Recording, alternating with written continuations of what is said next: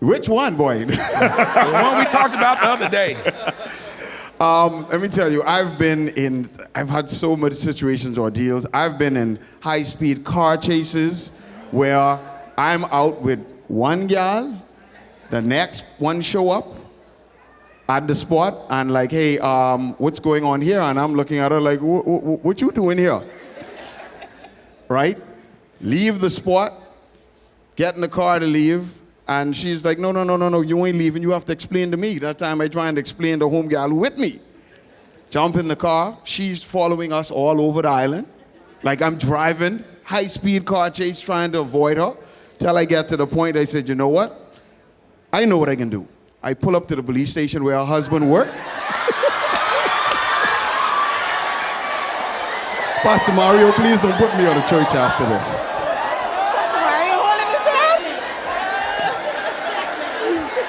He said, I'm going to pull up at the police station where her husband works. Yeah.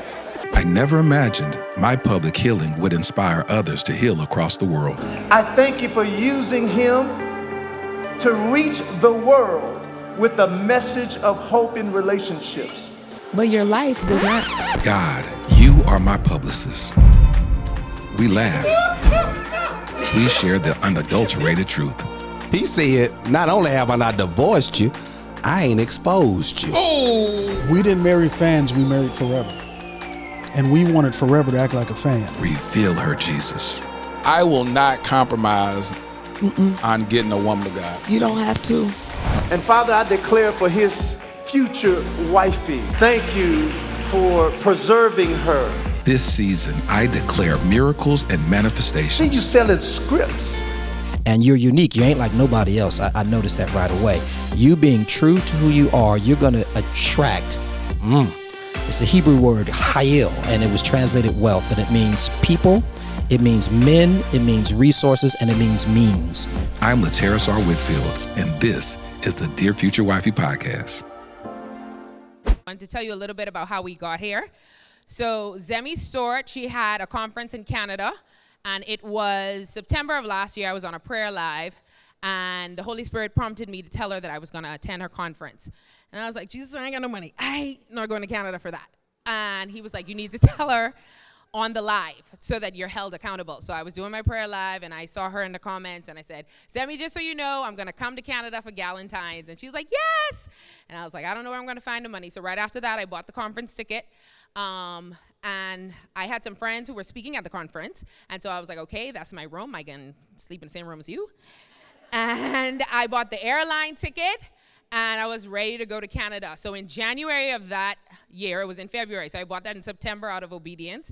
In January of that year, she announced that the Dear Future Wifey podcast was going to be a part of Galentine's in Ontario, Canada. Just for you to know, Zemi is a Bahamian, but she lives in the U.S., and she was hosting this conference in Canada. So when she said he was coming, I was like, great. I've been watching this show from 2020. Any OG 2020s in the room? OGs in the building? I was watching from 2020. I said, great. Can't wait to watch it in person. So they put out a call. I wasn't on social media at the beginning of the year, fasting for Jesus. So she messaged me, and she said she wants a Bahamian on the panel. So find a way to apply, because we had to apply to be on. Share your story, but I want a Bahamian on the panel, so please apply. So I applied, and around the end of January, I found out that I was successful. I was going to be on the show. Thank you. So I was on the show in Canada, and that episode is on YouTube right now. And so we had a pre-interview with Lateris. And so when I arrived in Canada, he would have had our contacts from the pre-interview, and he was like, are you in town yet? And I'm just like, I just reached. Why are you messaging me? And he was like, I'm really hungry. Can you bring me food? I don't even know you like that. Why am I bringing you food? You're doing a lot. You're doing a lot. We got him food. My cousin and I got him food. But from then, we had a really great rapport. We ended up at breakfast the next morning at the same time. So we continued the dialogue. And he was talking about going to Jamaica. And he said, do you think something like this could work in the Bahamas? Yeah, man. I don't know where the money coming from. But I feel like it could work. So I was like, I never bring nobody to the Bahamas, so I can have to partner with some churches, but maybe let me look and see. So he said, okay. So we continued the conversation while we were in Canada, kind of fleshed it out, said it was possible. I came back, spoke to Pastor Mario. Pastor Mario has been my G from 2013. Let's give it up for Pastor Mario. I say, I ain't bringing nobody all the way from Dallas myself. I'm going to partner with the church because it's a faith-based podcast. So I partnered with Pastor Mario, and an act of obedience in September during a live that led to February of me being on stage in Canada allowed all of you to be in the building this evening. So I tell you that story of when the Holy Spirit tells you to be obedient, there's a reason. Because I wasn't speaking at that conference. I ain't had no horse in the race for that conference, but I was told to go, and I didn't have the money, and I invested, and it's just been the gift that kept on giving ever since.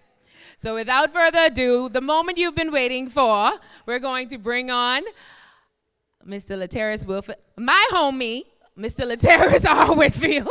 For those who watch the show, you know that he says that. My homie, Laterris R. Whitfield, and the lovely panelists that you will meet this evening. Let's give them a round of applause. How y'all doing?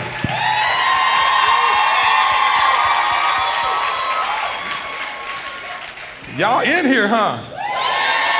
Nassau's in the building, y'all. 242 to the world.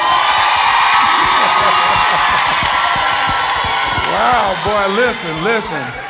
Well, welcome to the Dear Future Wifey podcast, live in Nassau, Bahamas. Man, we're gonna have an amazing time. We have a lit audience. I see that already. Oh, we're gonna keep it real. Listen, if you're still shacking up with us, make sure you hit that subscription button and subscribe. How many of y'all are subscribed to the Dear Future Wifey podcast?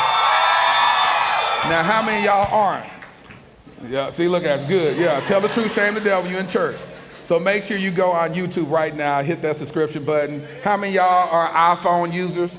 Y'all got iPhones? All right, I want y'all to go on Apple Podcasts, subscribe. I just logged on to a site called Chartable that shows the rankings of podcasts in your country, and the Dear Future Wifey podcast is the #1 podcast on Apple Podcasts. Glory be to God. So thank y'all so much for making the Dear Future Wifey podcast #1 in your amazing country. Hey, I have curated an amazing group of panelists who believe in keeping it lit. As y'all know, the mantra of the podcast is keeping it lit, where we live intentionally and transparently. Oh yeah, so we got some people here that's gonna keep it lit. So going from my left, I want you to just introduce yourself first and last name.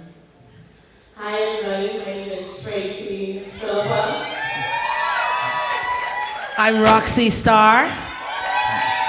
Mikaella Coleby. Rossano, Coleby. Yeah. Brittany, Thompson. Harrison, Thompson.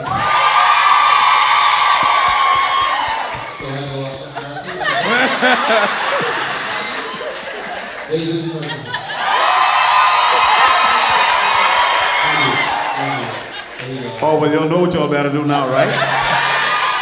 I'm Anthony A.C. Coakley. I feel like I need to say my name again. Say it again for the people in the back. Rossano, Coleby. So as y'all see, we have 2 amazing couples, and we have 4 singles. How many people are single out here in these dating streets? Yeah. See, y'all, woo, woo, woo, woo. A little suspect out there. Sound a little faint. Sound a little weary in your well-doing. Yeah, woo. Y'all know whether to celebrate or cry. I'm like, my goodness.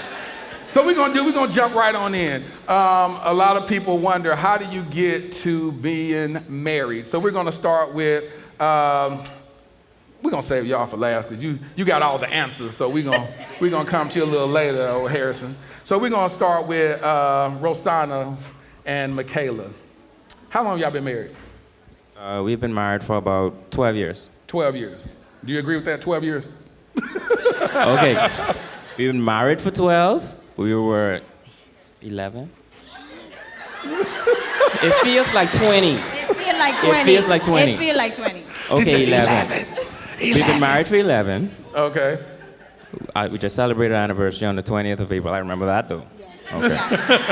So, and we were dating for 2 years prior to me proposing. We were engaged for about 6 months. And then 6 months after that, then we got married. So y'all agree with that timeline, huh? Y'all said he wasn't stringing her along too long, huh? So what made you decide to marry her? What made me decide to marry her was she was always different. She was always different from, we actually went to high school together. We met in high school. Couldn't stand him in high school. And I will never let you live that down. She's right. She didn't like me at all. But Let me ask you this, Mikaella. Why didn't you like him? Because my daddy liked him. So your daddy liked him. It was that simple. So your dad didn't like him, so you just... No, my dad Your dad loved him. So your dad loved him, so that made her like him. His words were, if you don't bring him home, you have to bring someone like him home.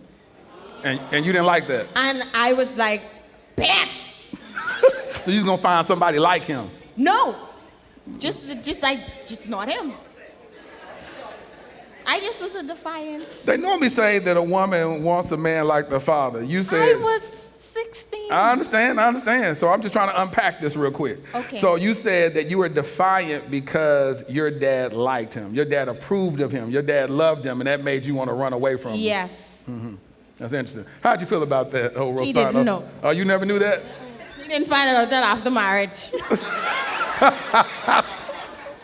So she was curbing you all along. She wasn't giving you no play, wasn't giving you no interest. Were y'all at least friends? we were friends. We had a lot of classes together, and she had this email address. I'm bringing it up. She had this email address, and it's called, it was. She doesn't use it anymore. Pastor Mario, let me put a disclaimer. I was 16. I was 16, okay? You could continue, babe. It's okay, he was young too. So anyway, her email address was, Sexy Kayla, are you single? Sexy Kayla, are you single? Yes. Okay, all right. And when I found out what her email address was, of course I added her. Because back then we had MSN Messenger. Yeah. Right. Yeah. Yeah. So every time I would catch her outside of class, I would say, Sexy Kayla, are you single? And that would be... Rossano, I'm not single. I had a lot of self-esteem issues, so it took a lot out of me then to say that. And every time she didn't know how much it took out of me to say that. But anyway, every time I did that, I would use it as an opportunity to cut up with her. Bahamians know what that means. To flirt with her. Yeah. Right? And every single time I said it, she would say, no, Rossano, I'm not single. Even though I was single. So, and like I said, she was different from all of her friends. Like she always stood out. And actually the first time I met her, one of my very close friends, his name is Thomas, he introduced her to our group of friends. And instantly when I saw her smile before I saw anything else. He said, oh, look at this.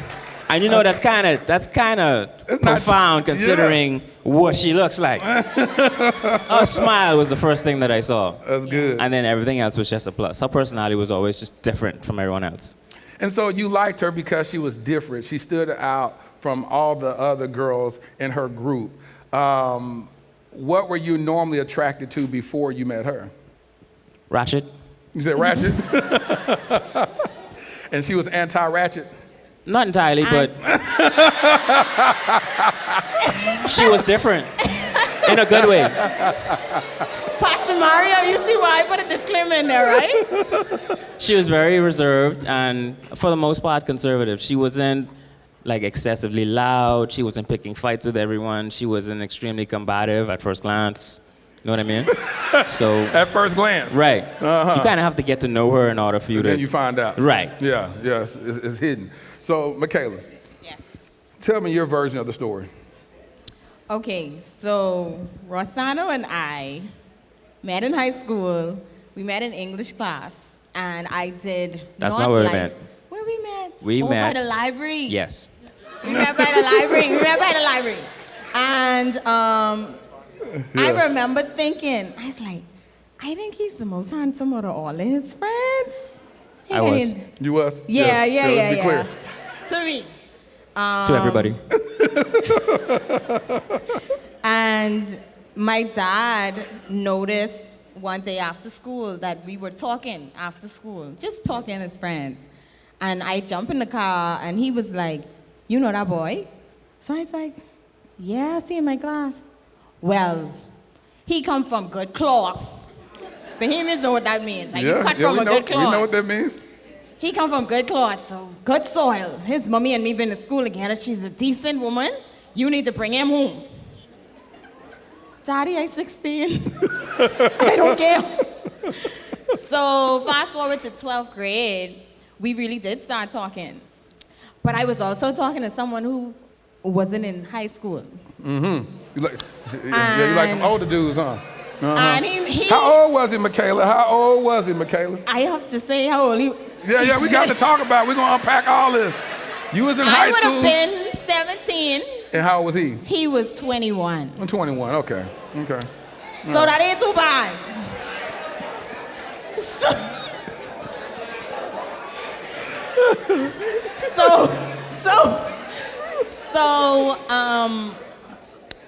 We were talking, and the other guy, we'll call him Tom.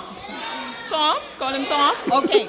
So Tom and me would have spoken, like, say this Thursday we talk, and he was like, you want to be my girlfriend? And I was like, okay, we can make it official, because Ross didn't look like he was into nothing. Let me just throw in there. We were talking for almost a month. We were having conversations via the telephone. We weren't texting. Right. We wasn't on Amazon Messenger. We was on the phone. Come on, old school communication. Communication. Yes. Right. Yeah. But I wasn't saying what she wanted to hear. So I literally agreed to be Tom's girlfriend.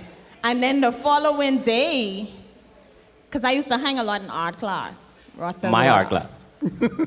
So he walked up and he opened the door because he knew I was outside. And he was like, hey, baby, how you doing? And I knew. No. I said, hey, baby, what you saying? Right?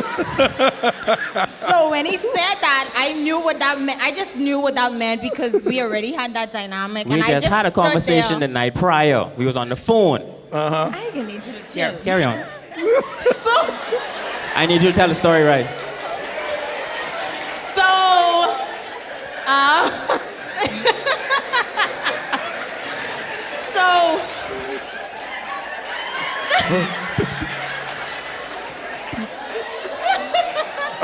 Harrison, they're going to need some therapy after this conversation. They're going to need to meet with you with some counseling. Harrison, my boy Rossano is being triggered right now. So he walked to the door, and I froze because I knew what that meant. And the look on my face, I guess, told it all. Because I was about to walk towards him, and he slammed the door, and he almost broke my nose. Literally slammed the door that hard. I was completely unaware of the potential hurting of this woman. My emotions got the best of me. I turned my back, and I left the scene. I then decided to enter the art room and finish my work. I love this narration you're doing. So you need to know how we got to this How point? did y'all get here? How did y'all go from high school, you curbing him, all the way until saying I do? We went to college, COB, same college, and it was about 3 years into college. And so a friend of mine, let's call her Sally, me and her was walking across the road to get to McDonald's. If everybody knew how COB set up. And this car comes speeding past. I was not speeding. He was speeding. He was speeding. And she was like, girl, that's Rossano. And I was like, no, it's not. He too fine to be Ross. So she was like, yes, it is. And Ross did a donut by Scotiabank. Y'all know what Scotiabank used to be, right? Okay. This boy do a donut and come back. And he was like, hi. And I was standing there like, okay, hi. He said, I'm digits though. 3768. It's like, I can call you later. I was like, okay. And he just laughed. And she's like, girl, I tell you that was him. So it was a moment. And we spoke, and we had a date, and it was right near to COB. And he told me, he said, I ain't losing you again. Rossano, that's how you coming? That was That's the how you basis. coming? Yeah, that was the basis of the He said, I ain't conversation. lose you again, huh? Well, if you compare it to what had happened prior, I couldn't come half stepping, and I was joking the first time, apparently.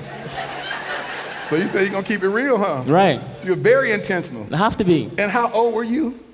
I am a year and a month older than... I'm talking about that time when that At happened. that time, I'm trying to calculate it now. I was probably about 18, 19. No, You were- no, If she was... I was probably about 20. 20. I was So you were about 20 20. years old and you were that intentional. Right. Women, what have y'all experienced being with guys 35, 40 years old, 45, 55 years old? Lacking intentionality, huh? And here it is, this 20-year-old king saying, no, I'm not fumbling the bag this time. Well, No, he I did have not. to... I would definitely have to...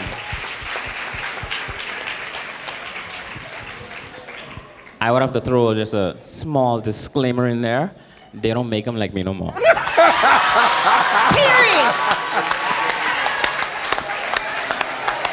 I think you in the same era, so it goes. It works. Oh it my works. God. It works. Listen, we finna jump in these single streets real quick.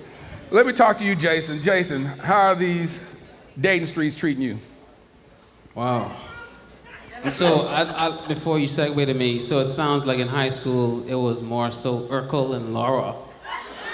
And then when they went into college, it became Stephon. Listen. Yeah. Stephon. Yeah. It That's is. that dynamic. So, Jason, these dating streets. Yeah. These streets rough.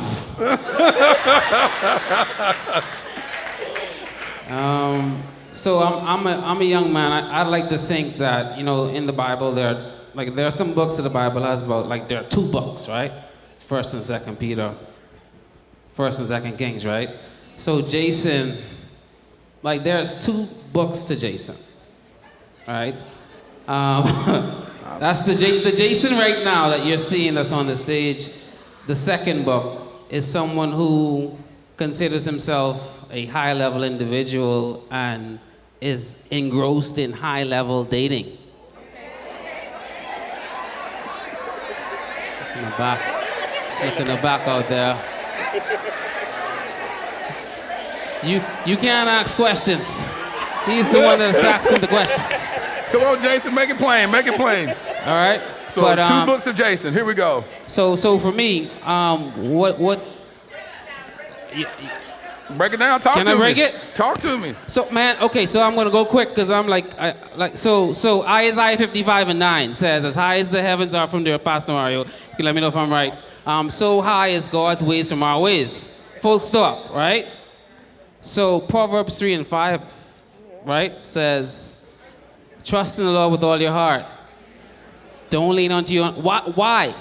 You trust in God because if His ways are higher than your ways. Talk to me, Jason. Talk to me. I'm over here. Talk to me. Oh, I'm so sorry. Yeah, we over here. So, no, seriously. If God's ways are higher than my ways, right? All right, that means He's smarter than I am. Yes, He is. All right. So that means for me, when I engage in a woman or engage with a woman, right, I should really be leaning on His understanding to guide me through that process, because we know that, like, for example, me, what I see on IG isn't what on the streets. You're going the longest route to tell me how in the world. I asked you one question. You done went to a whole sermon about His ways and not our ways. How are you in these dating streets? How's these dating streets treating you? Or how are you treating these dating streets? Boy, I hate to go on a date with you. You be like, listen. So listen. Jason. So. Are you single, Jason? I am single. You single? Yes. All right. Are you out here dating? I am dating. Okay. Amen. That's it? That's all I can take right now. That's all I can take right now. But all I can take. This joker said, His ways are not our ways. The book of Jason. I got 2 books. Jason verse 1, Jason verse 2, book of Jesus, Jason. Jason, do you want to be married one day? So oddly enough, yes. So you want to be married? Yes. All right. Have you ever been close to being married? I've been married before. That's the first book. That's the first book. That's good. All right. Now we're getting somewhere. Yeah. So you were married before, and what happened that caused the dissolution of your marriage? So I'll say this, right? The first book, and I know. I'll be brief. Yeah. I have the glasses off, so I talk less. All right. So for me, I was a boy married for 13 years, and a man that was divorced for 6 years. Teach. Yes. I can respect that. I can respect that. So now in this evolution of manhood, what are some things that you learned to unpack that you looked at that boy who fumbled that last marriage and said, hey, listen, this is what I've learned and this is my takeaway so I can be better? Oh man, thanks for the question. So awareness, all right? Yeah. So for me, I had to become aware of who God was. And he taught me how to be aware of who I was. Yes. All right? And because of that, I was actually able to, the lady I'm talking to now, literally like unpack her on multiple dimensions. All right? So yeah, that's it. So you are talking to somebody right now? Yeah. Okay. So you're dating with intentions right now? 100%. Okay, good. Good. Amen. Whew, Lord Jesus, Jason. Took us a while to get there. We got there, though. We got there. You brought it home strong. Father God. Let's go over here. Let's get something started real quick. Let's see, do I want to go to Roxie? Yeah, let's go Roxie. Roxie. Hi. How has these dating streets been treating you, old Roxie? Well, I'm finally in a relationship. Anyone who has followed my dating journey, I've had a very public dating journey through social media, and anyone who has followed, they've been able to see front row seat, the ups, the downs, the failures, the hand I post and the hand I delete. So they've had a front row seat, and it's been a journey. I've learned a lot through this process. I've learned a lot about myself through this process. But now I'm finally in a relationship where I feel safe. I feel like he's intentional and I'm intentional, and we're finally going somewhere. So, I mean, I know the streets out there rough, because baby, I've been through it. But now I'm on a smooth yellow brick road and my red heels clicking. So do you feel like this, well, I don't want you to say it if he hasn't said it yet. Have y'all talked about anything as it related to, as it relates to marriage? Oh, absolutely. Okay. So we have actually decided that we wanted to have a conversation on what marriage would look like for both of us. Good. So we didn't do the surprise, I want to get married to you. We actually talked about it to see if that's a road we want to go through before we waste each other's time. Yes. And he brought it up, Good. not me. So that was, usually I'm the one ready from I like you, I love you, and I ready to be tripled over the movie. But he brought it up this time, and he said to me, he said, next year is not passing unless you're my wife. I want to build with you as my wife. Is he in the building? Is he here? He is not in the building. Okay. He had a previous engagement. But I promise you, he would have been here. He got me dressed tonight. He made sure I was coming out with a cold. So he nursed me to health the last 3 days, made sure my bag was packed with my Buckleys. So if he could have been in the building, he would have been in the building. He combed my hair, make sure my wig was lined up right. It's a good man, baby. You said something that was very key. You said this is the first relationship that you feel safe. Yes. So for me, I thought I was safe. I thought money brought security. I thought, okay, he talks to me, nice, that's security. But it's not until I met a man that prayed for me, protected me, provided for me, and not just on a superficial level, but on a spiritual level. Yes. He takes my mental health very seriously. Yes. He literally, if I'm cooking, he says, let me get the dishes so that's one less thing you have to worry about. So I never felt this safe. I've had bits and pieces of it through different relationships, but baby, to have it all roll up in one rasta, this is amazing. Love it. This is amazing. How many of y'all believe in God for that in y'all's life right now? Believing in to have it all wrapped up in one. Woo! We're gonna talk about the process that led to this promise, of the things that you had to overcome in order to make yourself open. Because a lot of times we're wanting that, we're desiring that, and then sometimes when what we prayed for actually shows up, we can run away from it. So that's what's so important, because a lot of us are praying for certain things to happen in our lives, but what happens when God answers that prayer request? Are we ready to receive it? I wasn't. And I'm thankful that I went through the journey that I went through before I met him, because I would have been no good to him. I would not have been able to meet him as a queen at king level that he has met me at. And I can say that confidently. I have, been through it.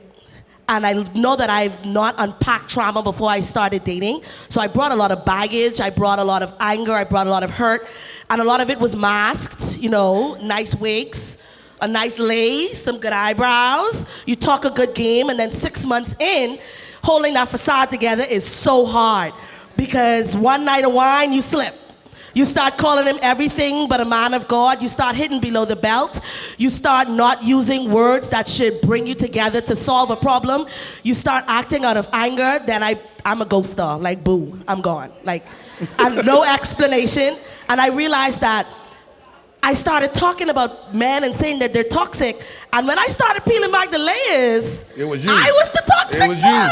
It was you. And it took me being face to face in the mirror with myself and saying, if you really want to go down this journey and you want this family and you want this stability, you need to start becoming the person that can attract what it is you are desiring in life. There it is.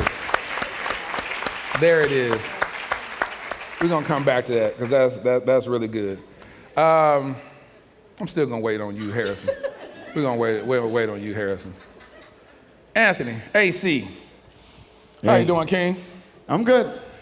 Ah, boy, this is going to get real interesting, y'all. I already hear "Oh Lord" in the audience. Oh, yeah. How have these dating streets been treating you, AC? Well, I'm divorced. 15 years married. And the dating streets were treating me well during my marriage because...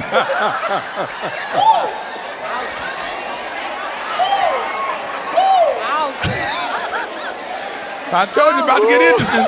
So, AC, you said these dating streets were treating you well during your marriage. Unpack that, please, King. Yeah, there's a reason why I'm here. In my 15 years of marriage, I stopped counting relationships at like 35. And coming out of the marriage, after I pretty much had destroyed the whole marriage, it got me to I was in a very, very low place. Very low, very dark place. I even had a session with Harrison. I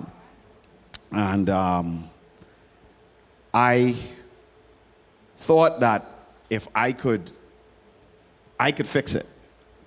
But I learned very quickly that even though I broke it, I didn't have the tools to fix it. Right. That those tools were in seeking God and finding the solutions. And that solution was in transforming from the person I was to whom God had me to be. Right. And in that process of the alone time, I prayed a lot. And I will admit that being here on this stage tonight is an answer to a prayer. Because I asked God, if you give me a second chance, I promise you I will use my story to steer other young men away from the road and the path that I took. So, we have this thing, we have a national sport, an unofficial national sport in the Bahamas. You all know what it is, right? What it is? That is we call it sweethearting, cheating, right? That's the unofficial national sport of the Bahamas. You said sweethearting? Yes, we call it sweethearting. Okay. Right? It's a sport, every trophy that they have for that, I have won. You won? Right? Because that was me. So let's talk about this. What made you step out on your marriage multiple times? Truly, I think that scripture that for me, that talks about being unequally yoked, for me, it is both spiritual and beyond that. And when I say beyond that, what I mean is you really do have to find someone that is compatible to you on multiple levels. Right. And it was not initially my desire to cheat, but I just was truly unfulfilled and did not have someone that they had the same vision, the same likes, the same drive, the same passions as I did. And, I'd never forget a conversation that I had with her, and I respect her highly, when she said to me, if I don't have what you desire, go out there and find it. Was she asking you to divorce her and find it, or no, while you were in the she marriage? literally said, if what I have or what I offer isn't what pleases you, then you could go and find it. And so you took up on that. And I did that. Multiple times, huh?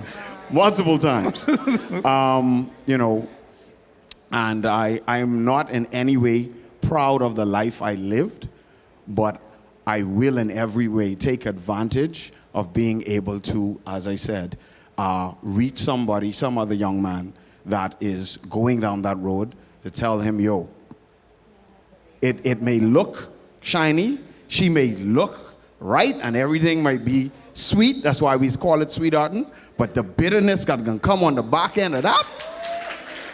Brother, I know if you prepared for that. So let's talk about that, AC. So, a lot of times with the fellas, we talk about the glamour of infidelity. Like, oh, I got this bad one. She got a friend, she got a sister, all that type of stuff. Tell us a situation that you experienced where it got a little uncomfortable, really bad. Can you talk about that, AC? Which one, boy? The one we talked about the other day. Let me tell you, I've had so many situations, ordeals. I've been in high-speed car chases where I'm out with one gal, the next one show up at the spot and like, hey, what's going on here? And I'm looking at her like, what you doing here? Right? Leave the spot, get in the car to leave. And she's like, no, you ain't leaving. You have to explain to me. That time I try and explain to home gal who with me. Jump in the car. She's following us all over the island. Like I'm driving, high-speed car chase, trying to avoid her. Till I get to the point, I said, you know what? I know what I can do. I pull up to the police station where her husband worked. Pastor Mario, please don't put me on the church after this.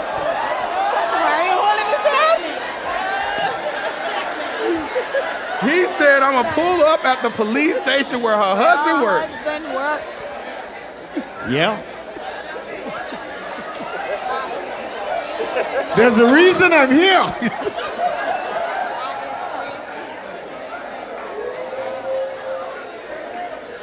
Thank you for sharing, AC. Thank you so much.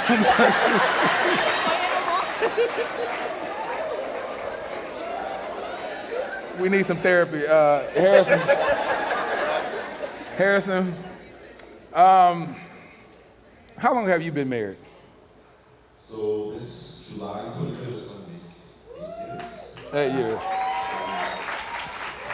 So I'm gonna flip it. So what made you decide to marry old Harrison? It's a long story. Come on. I actually met Harrison before he was a therapist and before he was anybody. I was the somebody. She said, I was the somebody. I was the professional swimmer. I was the, but I actually met him over Atlantis. And he was fat, overweight, stubby, style wasn't put together, but it was just something about him. You call it swag, but it wasn't really the swag about him. It was just his ability to get deeper in a conversation with you than any other guy was at that time. So it was probably therapy from then, and I didn't even know, but it was that. Hold on, let me ask y'all, how many women appreciate guys that can have deep conversations with y'all? Y'all care about that? Y'all care about that? And so you said that, and this is interesting because you said when you met him, he hadn't arrived yet.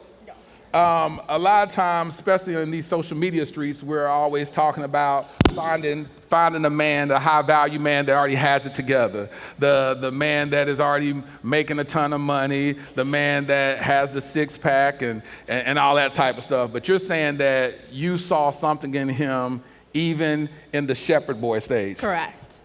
We were together from when? 2000. Yes, I had actually moved to Athens, Greece to study, and he was in North Dakota. Wow. So we did long distance for about half of our relationship. He was in North Dakota? I was on a football scholarship. Okay. All right. And, people don't even know, too, he used to stand in the middle of the road by the mall with a sign telling people to come to therapy and come to see him for therapy. So he was hustling from then. Harrison, you was doing that? Yeah, because so I transferred out of Dickinson State. I went to Texas A&M, graduated from there. Okay. Came back certified and all of this kind of stuff, and nobody wanted to come to therapy. He said, welcome to the Bahamas, huh? Yeah, it's like they lied to me, and I left. I left a very good banking job with the check was secure every 2 weeks on Thursday. I watched my savings get to a point, fellas, like, when you feel good now, like I could live without watching my money. I was there. And then I left, did therapy, and I watched my bank account dwindle from being fat to being very, very skinny. And I did not like that. And that's where I stepped in. Quite literally. Yes, because I was the one who then had the stable job. We were dating. I pay the bills. I pay for dinner. You want to go to the movies. You want to do this. You want some nice clothes. I supported, through that time frame. But even for 3 years. Women? Women? I knew what I had. Would you be willing to do that is the question. Because that's what we call dating potential. Gandhi said, no, I ain't gonna be able to do it. She said, no. It was so bad where he would even take, there was one movie, and I always tell people this story. The one time when we went to the movies, and he didn't have a car at that moment. So he borrowed his grandparents' car. And it was a little small, Geo. Air conditioner was piping. But manual it was one tiny windows. little car, you got the manual windows and everything, and I was like, I still love you. Let's go to the movies. Movies on me. No, but that's true though. But see, even though I knew that there was a time where I was struggling, like I always knew that it was just a matter of patience. Yeah. Because even though I went through the emotions of it, I was a praying man. Like you could ask her from time. I used to pray a lot. And I knew that I would be successful. It was just a matter of time. And so even in my struggle, I was still able to try and find the words to let her know that this is temporary, like we're not staying here. And she had to see the demonstration. It's like even though I'm sad, I'm beat up, it's like she's still gonna see me going to work. She's still gonna see me doing what it is I need to be doing. And it was a lot more than just a blind hope and a blind promise to tell her like, baby, it's gonna be better. It's like, let me show you that even though things may not necessarily look good right now, that things are going to change. And what I think is very ironic is that we are in what used to be a movie theater where I proposed to her here. Woo! I like that. I like that. There was a screen here. I got a video set up of me moving through a flower shop, and I saved every single card that she got me for my birthday, for our anniversary. I invited all our family and friends, and they came and watched it, and I popped in with the question, will you marry me after the video? Yes. And so, I don't want to get ahead. So let me ask you this. What made you marry her? What made you decide to say this has to be the one? Because a lot of women, let me tell you something, a lot of women have invested in guys with potential, and they've come up with the short end of the stick. So they've helped the guy, cleaned him up, worked on his resume so he can get a job, and then he did all this stuff, and then he went and married somebody else. So what made you decide to marry this queen? Her loyalty was definitely unwavering. I saw when I was in my worst, the way she spoke to me never changed. I was always able to see her love, even through the criticisms of what I was and was not doing. She had my back. She knew when to rub it. She knew when to push it. She knew how to Hold on, speak. stop right there. That's good. That's good. You said she knew when to rub it and then when to push it. Yep. So she knew how to comfort you and then how to motivate you. Yep. She's these Taurus women. I don't know. That right there, preach. So who taught you that? Who taught you that balance? I saw that through my mom. My mom and my grandmother, I will say. My grandmother never worked a day in her life. And she was at home, took care of 10 children. She had 16 children. So I understood the mentality of just enduring and understanding, this is what happens. Sometimes it's good, sometimes it's bad. Understand that he's still a man, and there's still a man above. And whatever you want, work for it. And I wanted this relationship, so Of course I was handsome, right? But it's interesting because I said to myself, and I don't even think I ever told her this though, I wanted to pay her back tenfold for all of that sacrifice that she gave to me. There it is. And so the Louis bags, the trip to Brazil, the trip to Australia, the trip to South Africa. Love on your woman. The weekend trip to Florida. There was one time when I told her, right? I was like, baby, you want Chipotle today? We in our room. She's like, well, Chipotle's in Florida. Let's go. That's what I'm talking about. You gotta get...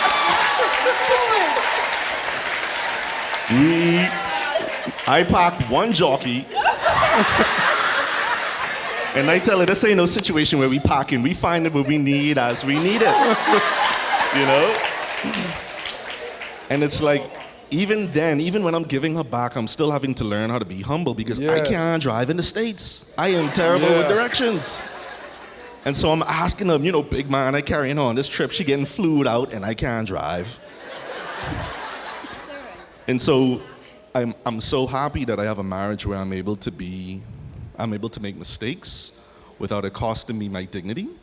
That's good. Hold on, stop right there. How many married couples do we have out there? Got a couple of them out there? Good.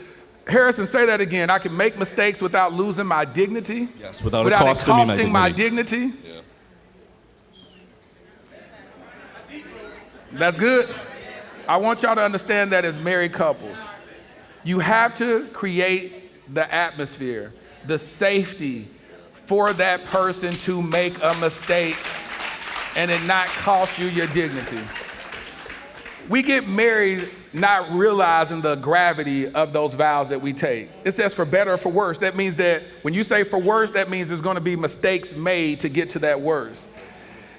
For richer or for poor, that means that sometimes there's going to be some mismanagement of some finances. Somebody going to buy something that you didn't want them to buy, but you can't be throwing them away, throwing the baby out. Her right there, Brittany. I bought the Louis bag. You bought the Louis bag and you didn't ask? No. She said no. But it looks good on me though. Let's talk about that. What happened when you bought that? So that y'all have an agreement that y'all had to talk to the other, the spouse when purchasing something over a certain dollar amount, or what? So funny enough, with our financials, where I was working and he was working, it was never really a discussion needed. It was like, well, this is my money, so I'm gonna buy this bag, I'm gonna buy this, and I'm gonna buy that. And then we decided that we wanted to start a family. And then I became a stay-at-home mom. And then the questions come, who's gonna do what? How are we gonna manage it? How am I gonna feel comfortable coming to you and asking you for money? How do I humble myself? How do I make myself feel okay to still want these things and make it be okay? And so I had to get to a comfortable spot, not him. I had to get to a comfortable spot where I understood that there were things that I could do, there were things I cannot do, but understand that I can always come to him for anything that I would want or need. So how'd you get to purchasing the Louis bag? What happened? I took his credit card. You took his credit card? So you didn't ask him at all, you just went and took it and you knew that he would have a problem with it? I knew deep down he would not have a problem with it because he knows that I don't ever really spend like that. And if I do make a big purchase, it's because I really, really want something. So what you think about it, Harris? I have an interesting problem with this, right? Yeah. I'm the kind of guy, I work very hard and I enjoy seeing my wife enjoy herself. Right. So when I tell you there's $500 here for you, and not just sitting in your account, I'm getting mad because you're not spending my money. Right. It's a weird kind of problem, right? Because I don't really want you to spend it, but I want you to spend it because I'm doing this for you. And so I had to learn, like, simply providing something for her was not enough because I wasn't paying attention to how to love her. Her independence was very important. And you know, me as a man. Gosh, that's good, Harrison. Hold on. You said how to love her. Sometimes we have this cookie cutter approach to love. We say, yeah, buy her this, you know, all women will want this, go get her some Christian Louboutins, go get this, and just buy stuff. And you said her independence was most important. And so it's not so much about the Louis bag, it was the fact of her exercising her independence to get the Louis bag. God dog it, that's good. God dog. I'm through. We'll talk to y'all. That's so dope. Tracey. Hi. Hey, Tracey. Tracey, what'd you say back in the green room when you were getting ready? What did you say? This whole look you had? That I'm an African queen. Uh-huh. Yes. And you said you're getting dressed because you want to find your husband. Is that what you said? Yes. Yes. So, Tracey, tell us a little bit about your journey. All right, so I'm single. Single. Okay, like crickets, single. I am divorced. I was married for 4 years, and I wrecked. I did my fair share of wrecking. I joined Mr. AC in the Cheaters Club. And leave me out of this. Listen, 35 is the same as 1. Trust me when I tell you, it yields the same results. But yeah, I got married at 25. And, you know, one of the major issues that I had was I got married to somebody that was, you know, had a corporate job. He was quiet. He seemed like a very, very safe pick for me. But he also had a hobby that was a DJ. And I didn't realize until I got married that I didn't marry a corporate person with a hobby of a DJ. I married a DJ that had a corporate job. And so the majority of our marriage I spent by myself. There were, you know, maybe from Wednesday straight to Saturday, you know, he would have the corporate job, come home, rest, but by 6 he was gone. And you know, it'll be midnight.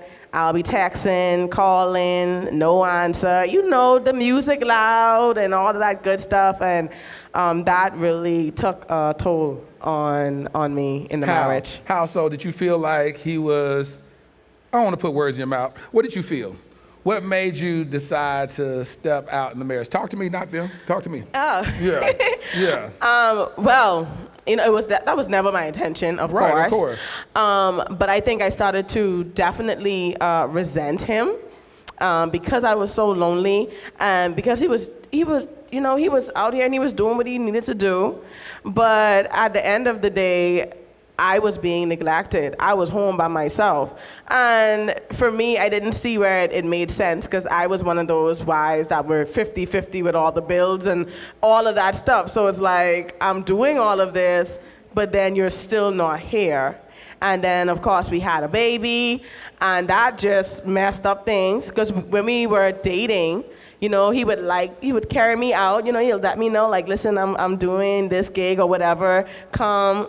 And then as soon as we got married, it's like, no, you need to stay home and you need to cook and you need to wash and you need to just be here for the baby and that's it. I don't want you around me. It was almost like people knew we were together because we were married, but other than that, they would think he was single. Was there any, did you feel like he was cheating on you at any point? Yes, I did. Was there proof of it? No, No, they were good. These men out here, they good. So I don't have any definitive proof of that. But you know, They you would say get women a whole lot better though. But huh? you had. So how did he find out about you? I told him. You told him. I told him. And was it in a fit of rage and arguing, or did you have a sit-down conversation and say, hey, listen, I don't want to be in this marriage no more. I just want to let you know that I've cheated on you. So what had happened was. That's where it starts off. What had happened was. That's when you know it's going to get real interesting. It was a Mother's Day, and we were having a big argument because I'm very sentimental, and so you know I want to be celebrated on days like that. Before we got married, we ended up I got pregnant, and we lost my son in 6 months of the pregnancy, and so for me, Mother's Day has always been extra important. And that Mother's Day, he didn't even ask me what I wanted to eat for breakfast. So, you know, that was really tough for me. And it was during the pandemic, so everything was shut down. And so I felt like, so you don't have to buy anything. You don't have to carry me out to a fancy restaurant, because you can't. But the least you can do is ask me what I want for breakfast, what am I having for lunch. You could go to Solomon's Fresh Market and get a $15 floral arrangement. And even that was too much for him. And so we had a big argument, and you know, I slept in the next room. And that night he decided that he's gonna go through my phone. And of course I have an iPhone, and it was the thumb. So he put my phone on my thumb while I was sleeping.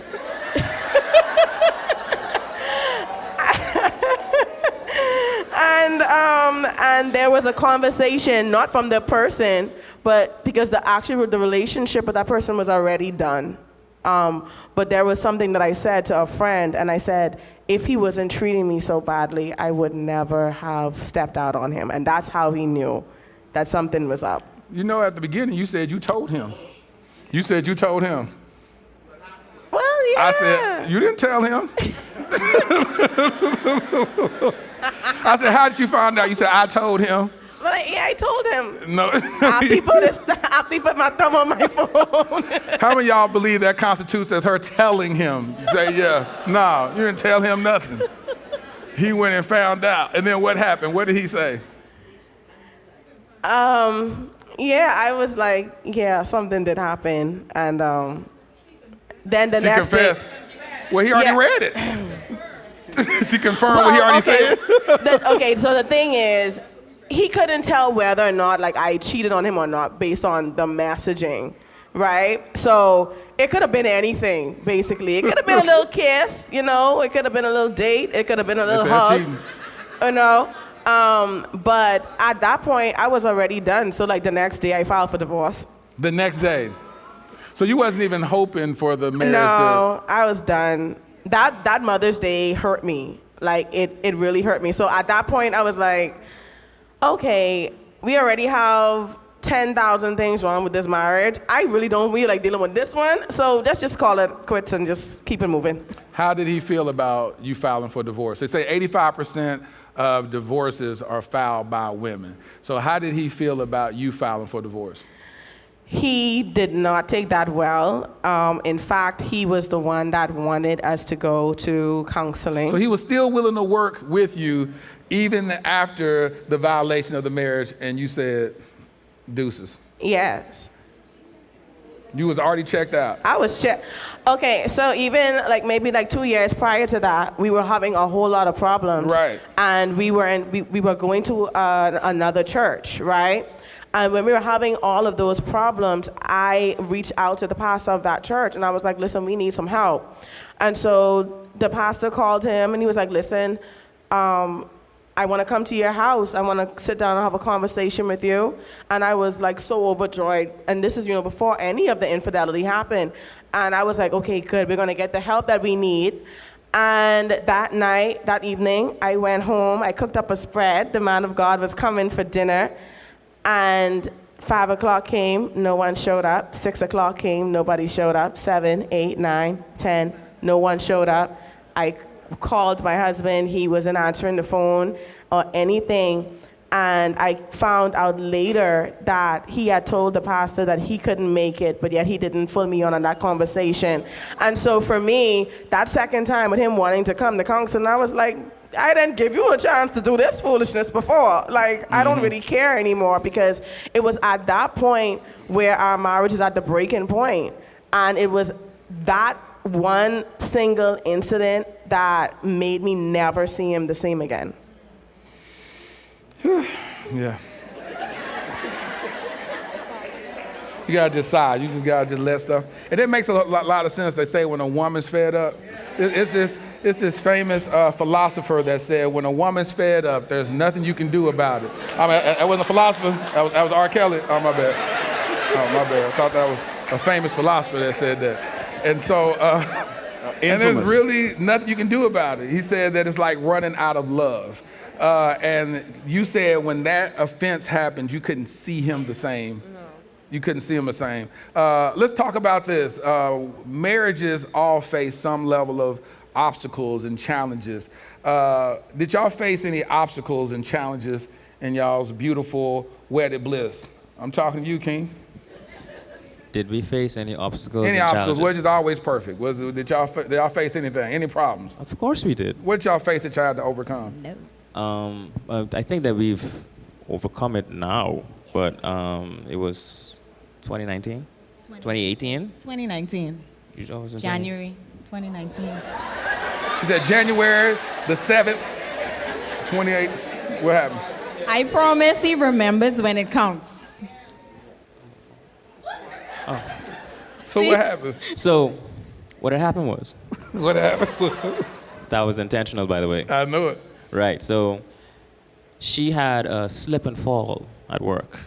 And at the time, I was working for myself. I used to be a livery driver, which is a limo driver. Bahamians know what that means too. And I was working for myself, making some solid change. Like I was making bank. Right? She had a slip and fall, and I stopped. I stopped working because at that point in time, we couldn't pay anyone to be home with her. So I needed stayed 24-hour care. 24-hour care. Right. It messed up her back really bad. So I stopped working, and I stayed home and I dealt with her and the kids. We had a 1-year-old and a 3-year-old at the time. 1-year-old was breastfeeding. 3-year-old was being a little woman. And so what happened in that year where you weren't working at all, taking care of your family? The grace of God. The grace and mercy of God. So did you have enough money saved up where you didn't have to work? Yes, we had a savings, thankfully. And my job, they thankfully kept paying me because it was ruled as an industrial and all of that. Mm-hmm. But it was just enough to pay our bills. What did that teach y'all about y'all's marriage? Or what did that teach y'all about each other? Okay, so 2018, the end of 2018, we were going through it. My husband had an emotional affair. And the emotional affair, we were in the midst of it. We were 3 months into therapy with Harrison's dad. Big ups, Dr. Thompson. You said your dad? Amazing. Your dad's a therapist? Wow, okay. We were 3 months in, and I slipped and fell. Almost died. It was just a lot. Oh, it was real bad. Yeah, it was real bad. Yeah, she literally almost died. I was there home was a for possibility she about could have 2.5 years. And my husband was there every step of every doctor's appointment, everything. He just stepped up. Even though, hold on, y'all can clap for him. Please clap for him. But before that, 2018, y'all, I was stink. I was not attentive to Ross. I wanted the idea of marriage. No, that's good. Can I could be real, Come right? on, keep it real all the way So real. I wanted the idea of what I thought a marriage was supposed to look like, how it was supposed to be. Ross, you need to do this. I could do that, and yeah, we can keep it going. Explain it. I want context. You expected him to do what? I expected him to have conversations of substance. He's not a big talker. He used to be not a big talker. Okay. But he is now, definitely. I used to always want conversations of substance because we used to do that a lot in dating. And even when we first got married, he said, we were in an argument, and he was like, I already married you. Like, why I gotta tell you I love you? You know I love you. So he... Hold on. That's how it goes. Hold on. Okay. Go ahead, baby. Let me put a little bit of information behind all of Yeah. that. She is one of those women, and I'm pretty sure we have more of those in the audience. If I tell her I love her 200,000 times a day, yeah, she wants it 300. is not enough. She still wants more. Mm-hmm. So, because being newlyweds can be so stressful, Yeah. that took a toll because I doing all of these other things. And then I still gotta come home and do it 200 times more. Yeah, so I didn't give grace. I didn't grant grace. I wanted grace granted, but I didn't grant it. And my fall literally silenced me because I could barely talk. You don't know how much you need your back until you need your back. Yeah. My fall rendered me almost silent. I would say, He would say, you want such and such? I would say, or Ooh, this is good. Listen, Yeah, this is dope. This is what you just said happened, because I just got a whole revelation over that. You said at a moment where, at the beginning, where y'all were, at the beginning of your marriage, you felt like he wasn't that attentive to you emotionally. Right. And then God allowed this thing Listen, to happen when to we- where he had to Can I be tell tapped you? into you on another Can- level. And it's interesting that it happened to your back, because the first thing that we have to be for each other is each other's backbone. Listen. And we got to have each other's back. When I tell you that thing right there will preach, I'm telling you. It's a preach because before, the accident happened January 30th, 2019. January 28th, 2019, I was punching him in his arm because I was still mad about 2018. We was in therapy, we was doing a lot. I would just stand there and just burst out crying. It would be a number of things like that. And so here I was now, January 31st, and this man having to do everything for me. And I mean, he did it with excellence. Can I tell y'all? He did it with excellence. He made sure the girls were fed. He made sure they were taken care of because I had to immediately stop breastfeeding because of the medication. It was heavy. Percocet. Yeah, Percocet, wow. that was, but I sleep so much. But, every doctor's appointment, he just... Roxie, what you say? You say you like Percocet? What'd you say? I say Percocet is the good stuff. See, I told you, I knew it. So, Roxie got a whole nother testimony. We're going to talk about that too. But like I said, the accident rendered me silent, and it allowed me to see Ross in a different way. It allowed me to see him in a new light. I had never experienced that kind of love with him until then. God had to silence me and shut me up in order for Ross to become the man who God always told me he was, right? And y'all please clap for my husband because he's an amazing man. I can stand up. I can do the standing ovation. There it is. But God really worked on my heart in that time. Big ups to my mother-in-law, who was a pillar because she's the one who even suggested we go to therapy in the first place. My sister-in-law, they were amazing. And I had a friend who lives in Texas. She walked with me through the entire thing. There's some good people in Texas. Yeah. She's in Houston. Really good people in Texas. She asked me the question one day because I was in the. She would call me sometimes, I crying. Call me sometimes, I'm not crying. She'd be like, "Okay, friend, come, let's go in the bathroom. Come, friend, let's go." It was really bad. Depression, night terrors, name it. Think about it. It happened, and like I said, my husband showed up 100%. But she asked me a question one day. She said, Kayla, how is your heart posture towards what you're going through? And that stuck with me up until today. Because I was able to reiterate that to her in situations that I went through with her. Because you had to you really have to check your heart posture. Yes. Every day. Please check it every day. Yeah.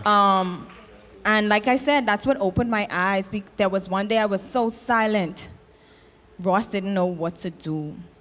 He kissed me on my forehead because I was on my couch for 7.5 months because the bed was too painful to sleep in. A lot of people, except my true few, hey Shalinda, hey, they knew what I was dealing with because I isolated. Mm-hmm. And then a friend called, and when they got there, they realized that, okay, what going on? And I said, y'all want to know? Okay, fine. Because he was trying to convince me to call my people, and I wouldn't call anybody. And finally, I opened up to them. Our power at that time had been out for about two weeks. And we was pretending to play. Week and a half. It felt like 2 weeks. It felt like 2 weeks. So, she said a week and a half. Yeah, we were camping out because my eldest, she's very intelligent. She's like, Mama, I tired of camping out in the front jump. and the electricity need to come on. And so at that point, it was not about me anymore. It was about them. Right. And so I came clean, and I kid you not, they came through, literally paid to turn the light back on. It was amazing. So y'all did face financial hardship when y'all was definitely, okay. definitely. Because at first you said you had money saved up and everything. Yeah, but that, of course, dwindled. I mean, 2.5 years. That's why I was trying to get to the point where y'all faced some for richer, for poor moments. And so it did get like that. Roxie, you said you got to a place where you found safety with a man. What were some of the things that you had to overcome during your journey? Because you've experienced a very tumultuous past.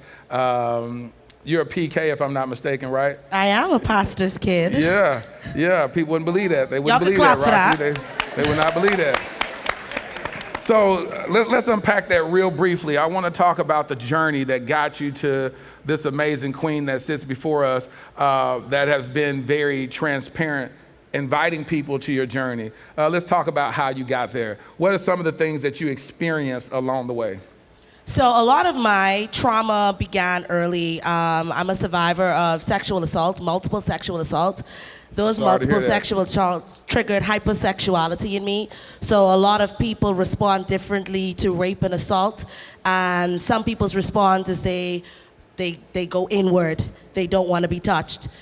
I thought that I wanted to regain my power, so I became hypersexual. And when I say I have a very colorful past, the crayon box. Don't have all the colors I own.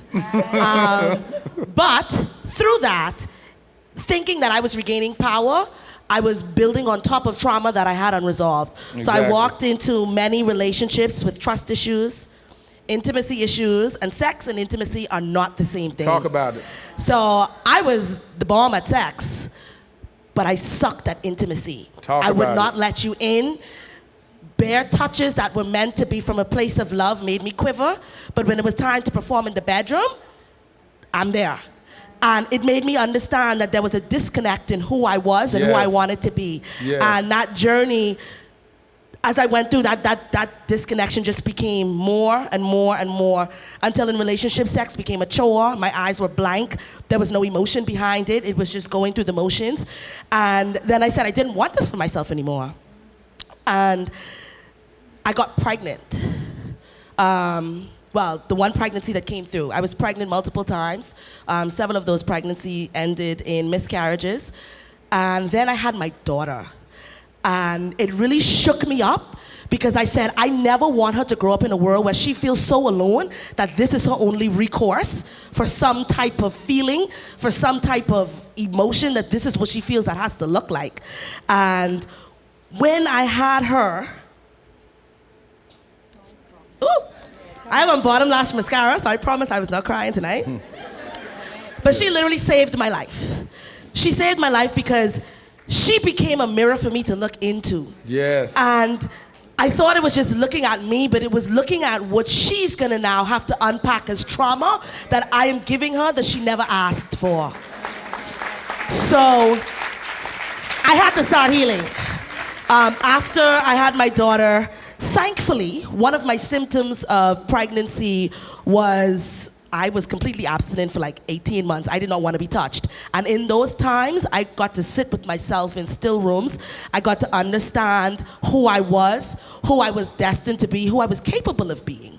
And I realized that there's so much more to me than my body. There's so much more to me than trying to get back what someone took.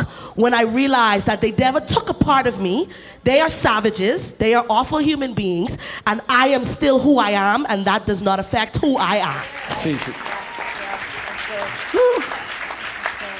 They say statistics show that 1 in 5 women have experienced sexual assault. On my podcast, those that have been watching it, especially during this season of Miracles and Manifestation, it's like almost every guest, female guest that I've experienced or that I've sat down, have experienced some level of sexual assault. I want this to become a picture, a snapshot in the minds of men. If you're comfortable raising your hand, and if you've experienced sexual assault, I want to see you just raise your hand. If you've experienced sexual assault and you're comfortable raising your hand, and brothers, I want you to walk, I want you to just look. I want you to look around at those that are raising their hands. This is what we date. And we date women like this without understanding the trauma that they've experienced. And so, like she said, there's two sides of it. You may date a woman that has experienced sexual trauma, and she's like, hey, I don't want to be touched. Like some of the guests that I've had, married couples that said that their spouse, she just didn't want to have sex at all, and he had to be patient and work with her through that. Or you have someone that's sexual, but then they don't understand intimacy, and you say, gosh, I feel like I'm just having sex with a corpse. Why aren't you, what is this? I feel like this is great, you the bomb.com in this, but I just feel like I don't have you in that. You have to be extremely present and sensitive to what you're experiencing with said woman. And I know you may feel like, well, she need to go get healed from that before she meets me. It's impossible for her to be healed totally from that before she meets you. What I mean by that is that her first experience on trying to work through that healing is with you and how you handle her in that process. And so, brothers, I want us to take this as a clarion call for us to be patient, to love our queens properly, to take time, to be sensitive to their needs with this level of understanding, because you can't go out here dating acting like this doesn't exist. Also, I want this to be a clarion call for brothers who are violating women in this. Listen, I'm about to get mad now. So when you become a perpetrator of this offense, I found with a lot of men that a lot of men have experienced sexual abuse as well. And so what happens with that, they also become the person that becomes the perpetrator. And so go get help. Go get the work. Go talk to a therapist. Come holler at your boy Harrison so he can work with you through this stuff so you can show up as the best version. Not that I want you to be, not that your mama wants you to be, but who God called you to be. Be that person. Be that person. Listen, I want to go talk to AC real quick. AC, yeah. Are you dating anybody? Well, I am engaged. My fiance Aja's somewhere. Aja, stand up real quick. Aja, where you at? Where you at? Stand up. Look at you. Stay standing. I want everybody to stretch forth your hand towards Aja right now. Say, Heavenly Father, give her patience, God. Listen, so when you announced that you were engaged, did you have a lot of people go talk to your woman and be like, girl, are you serious? The engagement, when persons found out that we were dating, she had friends, some of my friends called her even and said, do you know who he is? Do you know about him? And the thing is, when we started talking, well, first thing is I had a very serious talk with God about this, and I will never forget, before I even approach her on that level. I said, Lord, if she is whom you have placed in my life to be my wife, give me a clear, make it clear to me so I could see that. And I will never forget the voice that said to me, she is the one, but she will stretch you. Oh, wow. That's a heavy bird. I couldn't understand what that meant right then and there. But as we progressed, I've learned what that meant. Because the standards that she held me to, I was not held to those standards in the past. The things that were tolerated in the past were not being tolerated now. Right? And I recognize that, God puts people in our lives for reasons. Yes. And a part of the reason that she was in my life was to be a part of that process of change. Pastor Mario delivered a sermon on boundaries and barriers. I had no boundaries and I had no barriers. That's why I was slapping up all over the place before. Right? I thought you would slap it up bits, right? Yeah. Okay. Yeah, I operated with no boundaries, no barriers. That's why I could do what I did before. I have truly come to a place of operating with boundaries, with barriers, for a number of reasons. Yeah. One, I made a promise to God that I would, if He gave me, my mantra is that I have a second chance to get it right for the first time. That is my mantra. Listen, AC, I said the same thing. I said the That same is my thing. I said, mantra. God, if you give me a second chance at love, I promise you, I would promise not. you, Right. I'm going to honor that woman like I've never honored a woman before that in is my it. life. It is the honor. I did not have honor before. I did not have respect for myself, and I didn't have respect for the person I was married to. Facts. I did not have respect for my children. Okay? I didn't have respect for the community. For someone like me that's in media, the impact that I could have on a life, I did not recognize that or respect it. So my boundaries and barriers now are because of the respect I have for myself first, the respect I have for her, right? The respect that I have for my daughters. I'll never forget. And this is how the 360 comes. There was a point when my two oldest daughters said to me, "You are an amazing father, but I would never want to marry a man like you." That right there will hurt a man to his core. Listen, I told my daughter one time, I told her, and her mother, my ex-wife wasn't her biological mom. But I told her one day, I said, hey, listen, I cheated on my wife. And she says, I hate men who cheat. And she was about in the 7th grade. And first she said, I hate you. And then she changed it and she said, I hate boys who cheat. I didn't know that she was dealing with some little boy that she was dating at the school. I said, why you over projecting this on me? You get beaten with a stick. Yeah.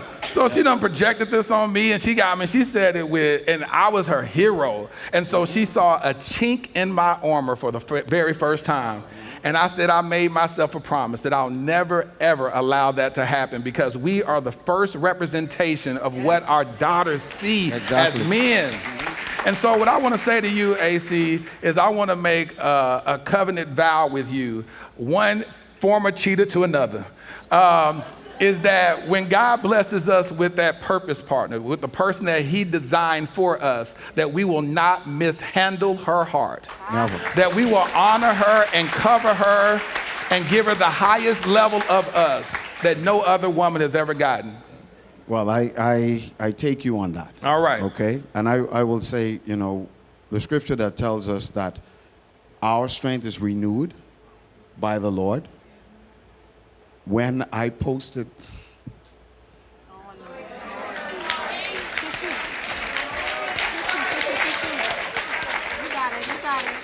Talk, King. When I posted the flyer... Yeah. Come on. You got it.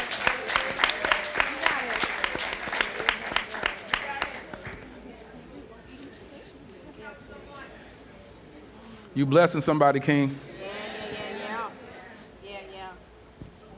That same daughter said to me when I posted this flyer, I am so proud of the man that you've become.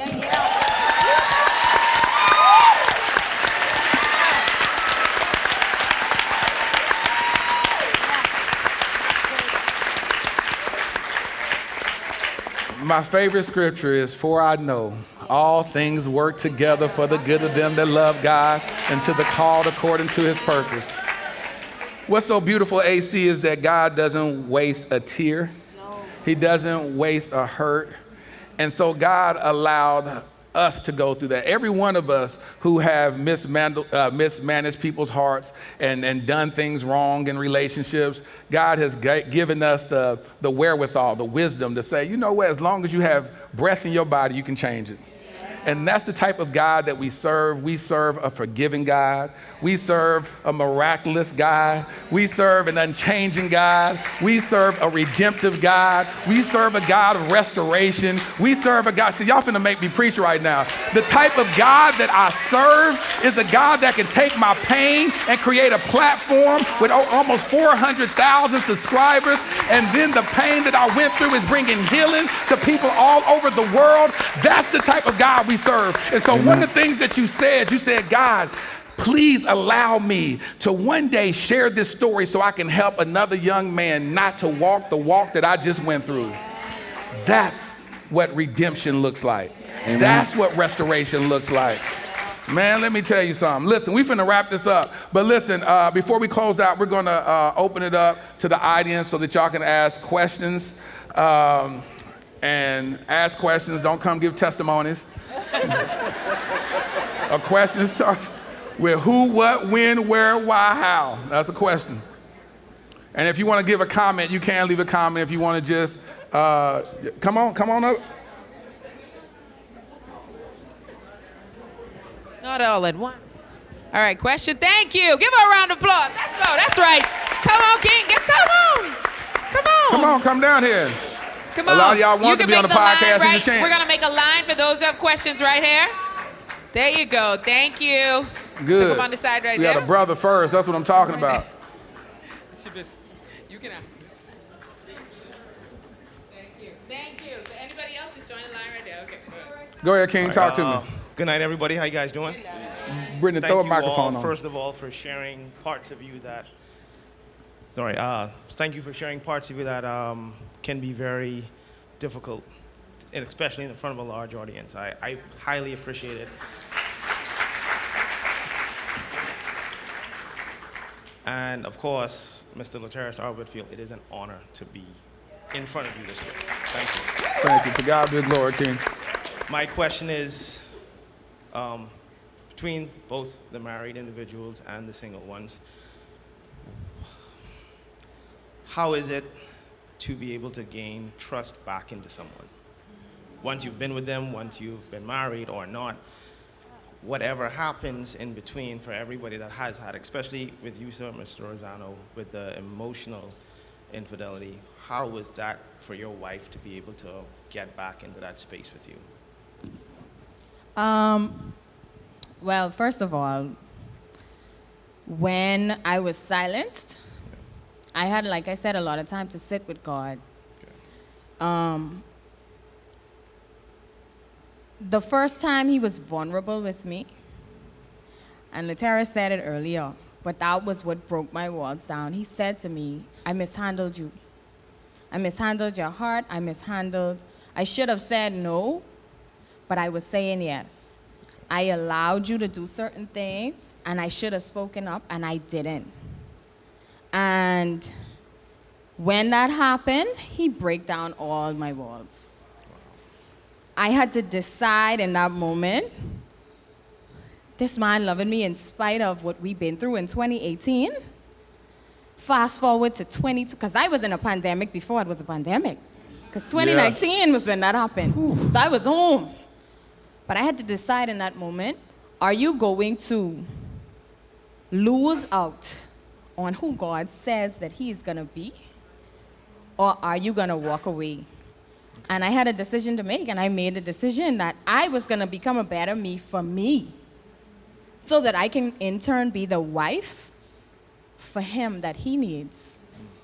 That was what started it. And it was a lot of conversations. It was a lot of therapy.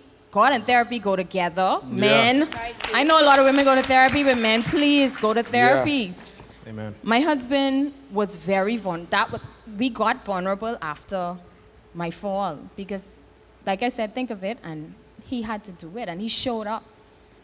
But when he told me that, that's what broke down all my walls. It may be different for somebody else, but...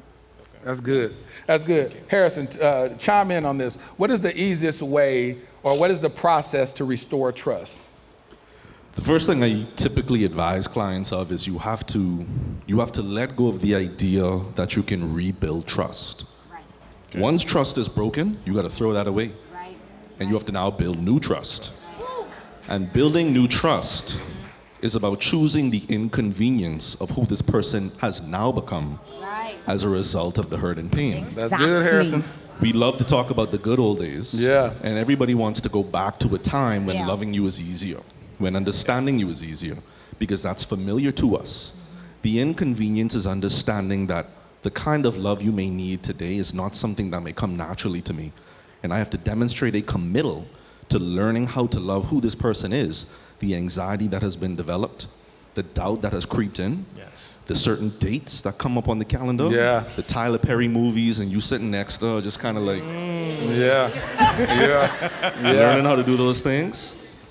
And you got to understand that intention and reality when it comes to building trust are two different things. Yeah. There's what we think we're doing as men, and then there's what our women are actually needing. And we need to speak to the reality, not our intentions. Because I can speak to a situation that I had. I feel like all of our issues were before marriage. But I was a very friendly guy, and there was one time I was talking to these gals on High Five. High Five. Right? And I left it open. And I really wish she went through the messages, because I wanted her to see that I wasn't trying to be intentional about anything, but just literally having conversation. And no matter how much I tried to show her what my intention was, the reality is that she was hurt. Building trust is not about trying to convince that woman about what your intention was. It's putting your intention on the shelf and speaking to the reality of what took place. Harrison, that's good. And so if you can learn to become consistent in identifying what her reality is, through listening, through empathy and compassion, the road to trust is guaranteed. You just have to have the patience to navigate it. That's good. Thank you. Thank you. That's good. Thank you, King. That was good. That was a free session. Yeah, right. That was free right there. No, that was a commercial. You finna get some clients. Good evening. My question is for you. Sorry if I put your microphone close to your mouth. Don't remember your name. No. The brother Ross? Yes. When you all met again, you said that you weren't going to let it go this time, but you had an emotional relationship. What caused you to have or even start that when you felt like you met the woman of your dreams, the woman that you wanted to be with? What caused you to have that emotional, or why did you do that? Okay, well, due to the baggage that we both brought into the relationship. Can y'all hear him? Right. Testing. Yeah, that sounds better right there. Testing. No, I need to hear this. Go ahead, talk to me, Ross. Talk about it. It's testimony time. Okay. Due to the damage, due to the baggage that both of us brought to the relationship, my baggage was less than hers, and she can attest to that. Yeah, I didn't know. And she came into the relationship with a lot of trauma. There was a lot of depression going on within her prior to marriage. And we didn't discover that until after we got married. Because when you live with someone, you see their true self. Yeah. You tend to peel back a lot of layers that you didn't know were there. And some layers are really thick. So at that, why is that funny? Because just the way you say it. Everything you say is funny. Sorry. You have this inflection, this tone that's just hilarious. It's this Seinfeld humor type of thing, but go ahead. So, she was going through a lot of depression at the time. And behaviorally, I was getting hit with a lot of sticks that were meant for a lot of different people. Good. So, good. Because of that, I felt like I was being abused in the relationship. Yeah. I wasn't being seen. I wasn't being heard. In the beginning of the relationship, I was being the husband that she wanted, not the husband she needed.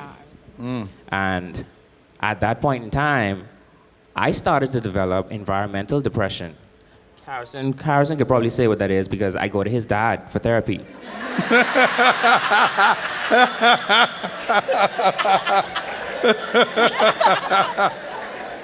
He said environmental depression. Right. He said that my depression was environmental. So basically where I live. Where you were. Right. Basically, in this marriage is causing depression. Right. Yeah. And okay, side note. I'm one of those people. There's a place for everything and everything in its place. Right. And because you believe of in order. Yes. In chaos, I cannot function. Right. There has to be order to what's happening. Yeah. And See, told you it's funny. So, the house was usually a mess. I was doing... especially when we had our first daughter. Right. I was doing all of the cleaning. Because I was doing all of the working. And I wasn't supposed to be working. Go ahead, baby. Sorry.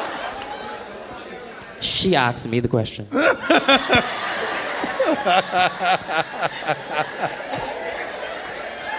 How many people we got back there, Corel? Sorry, I'll speed it up. Yeah. So, because of what I started to suffer from, I was looking for an escape to what I was dealing with, and that was something outside of what I was dealing with. It was like a sense of normalcy. I was speaking to a person who seemed as if she cared about my needs. She wanted to know how I was doing. She was checking for me, as opposed to what I was dealing with, what I was experiencing every day, and that felt good. It felt good to be listened to. It felt good to be seen. It felt good to be heard. You know what I mean? And I sought that in another individual. And it wasn't that I stopped loving my wife. I never did. I never stopped loving her. It was just I needed something different. And for me, I'm gonna be honest, it was more of a, and we spoke about this already. It was more of an ego thing for me. It was like I now have someone who I could turn down. Like most men don't have that, at least in my position. They don't have, because when she leave the house, almost any man with a penis trying to come after her. True. Shh, she asked me the question. I never got that type of attention when I would go out in public. Like I said, early on, I had self-esteem issues. That's good. So it still was, still lingering within me. So for me to get that type of attention, it felt good at the time. So to answer your question, that's why it happened. That's good. That was good. Thank you. Because you normally hear about women having emotional affairs, and so it's good to hear a man actually unpack that, because that's a real thing. Normally with men, they don't stop right there, though. They'll start off from an emotional standpoint, and then it becomes somebody. Yeah, yeah. Good night. Hey, how you doing? My question is for Mrs. Thompson. So you had said that you went 3 years in a relationship where you were practically the breadwinner. Yes. And in today's society, dating for potential is frowned upon. Right. We're expected men to have it all together and be marriage material upon meeting. So my question is, in dating for potential, what were some of your non-negotiables? I don't know if I really looked at non-negotiables. I didn't want to look at non-negotiables. For me, it was just pouring into him as much as I could. And me understanding that the race isn't always for the swiftest, the fastest. And I didn't have any of those. For me, it was just, I knew what I needed to do. I knew where his mindset was at. I knew where mine was at. I knew what our goals were. I knew what we wanted. I knew what we were working towards. And it was a constant conversation between us, constantly. Yeah. We always have conversations, even now.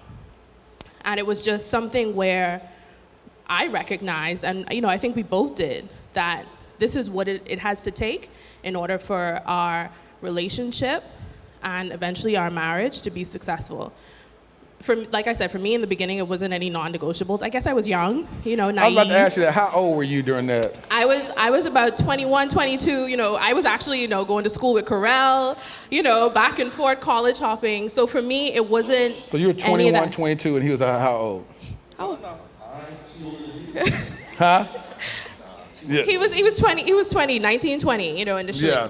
And then when I started working, that's when it changed. And so that's why we got to put things in perspective. And so at 2021, I mean, what do you expect? We ain't talking about somebody 45 years old talking, I'm about to make it as a rapper. You know what I'm saying? It's like, baby, you got to let that go now. You got to you're 45 years old. You stop. Just stop. Make that your side hustle, your side dream. But you got to work, baby. You got to go get a job now, baby. You got to do something. But so that's different from a 21-year-old, because I want to put reference around it, because I don't want y'all leaving time. All right, this old sorry dude sleeping on my couch right now.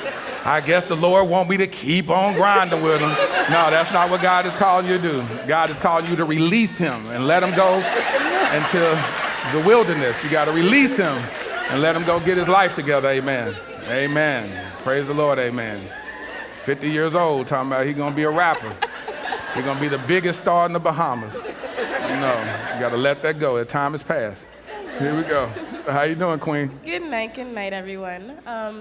My question is for the... Put the microphone close to your mouth, I can hear you. My question is for one of the young women who spoke about sexual assault earlier. My husband and I met while we were in college, and we were friends for a while, and then we started dating, and then we eventually had our first son, and then we got married, and now we have our second child, our daughter, who I brought with me tonight, because today was a whole thing, but the devil did not prosper. So yes, my question was, how do you rebuild intimacy after sexual assault, or after just focusing on the sex and not the intimacy with your husband? First of all, you don't even look old enough to be in this room. Your jeans are impeccable. I just wanted to give that to you. If y'all see, she looked like a biddy. Yeah. So, thank you for the question. It was difficult. It first starts with you getting back to yourself and trusting yourself to make the right decisions with your body. That's number one. Number two, it takes a conversation with your partner. So the man that I am dating, he learned my story first. There was no rush. There was no push. There was nothing sexual about our conversations in the beginning. Our conversations, our ability to commune and to be with each other were intimate. My conversations with him, I can't even tell you what Rasta's favorite color is. But I can tell you his hopes and dreams. I can tell you his plans for our family. I can tell you how he sees me. I can tell you how he reassures me that I am not the sum total of my past. I can tell you that he prays with me. I can tell you that he leads. I can tell you that he allows me to lead when I am more capable. And the reason I'm saying these things is because these are the things that make you safe. Yes. Intimacy comes from a place of safety. Yes. And a lot of people don't feel safe. You have to let your husband know. I don't know if this is your situation or not.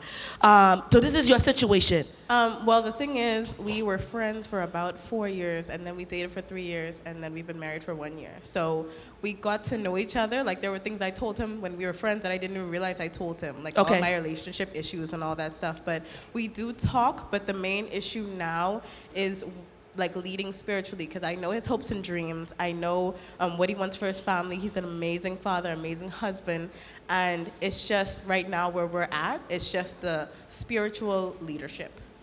So I tell people, don't take advice from people who aren't qualified in the area that you need help in. You need help in your spiritual life. You need to find a spiritual leader who can guide you through that area. I think a lot of times we look and we seek counsel in areas where people aren't equipped with the tools to help us. Their heart is pure, they want to help, but they don't have the tools, and that's okay. We got to give people let them know it's okay. I know I want to confide in my sister, but my sister can't help me. She don't know nothing about this.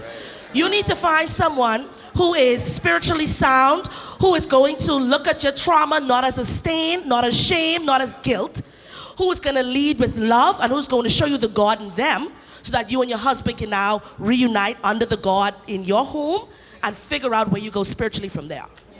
That's good. Thank you. That's good. Look at Roxie Starr over here preaching. Roxie Starr over here preaching. That's a preacher's kid. I just want to say, when she was saying the qualities of Rasta, green flags, by the way, green flags. Thank you. Go ahead. Hello, good night. This message is for Miss Roxie. Okay, hi, I'm Rocky. Yeah, put the microphone close to your mouth, okay, yes. I'm Raquel, actually. So even though the lady before me actually answered most of the questions, and well, you gave the answers to some of my questions, but what I would like to know is that how long did it take, in other words, to get the therapy? Because I went through military sexual trauma, and I am now in my 50s, and I have yet to be married because it's a whole trust for me. So as far as getting therapy, did you go through therapy? Not just with the pastor, but with, someone like Mr. Thompson. I definitely did traditional therapy. And one of the biggest things that I learned in therapy, and Harrison could probably co-sign on this, everybody's journey is different. Right. Healing is not a destination. It is a journey. And everyone's journey is going to look different. I thought that I was in relationships where I trusted. So let me, because I think this is coming on the premise that I'm in a relationship. So here's this. My current partner has pursued me for 16 years. He sat by the wayside. He supported me. He checked in. He understood that I wasn't ready. He watched my journey. He watched my pain. Still understood that I wasn't ready. He went out there. He dated. It didn't fit. It wasn't what he wanted. I dated. Obviously, it didn't fit. Wasn't what I needed. I thought it was what I wanted. Wasn't what I needed. Through a lot of those relationships, I thought I found trust. I thought I could trust this person. Then there they go again, break my trust. Sometimes I broke theirs, but trust at the foundation was still the issue. In this relationship, I just know. It's a feeling. And it took conversations. It took him being intentional. It took him listening to me and not just saying this is what we're gonna do, but showing me this is what we're doing. Right. So that trust that you're looking for, you gotta first trust yourself, babes. You gotta know that it's okay now if you're ready to pursue this, and you will be okay because you've done the work. You've recognized what you don't want. You've recognized who you are.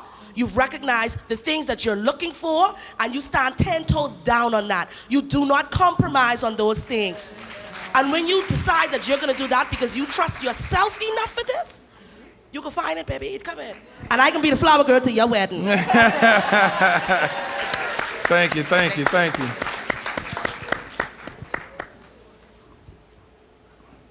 Correct, how many people? Oh, okay.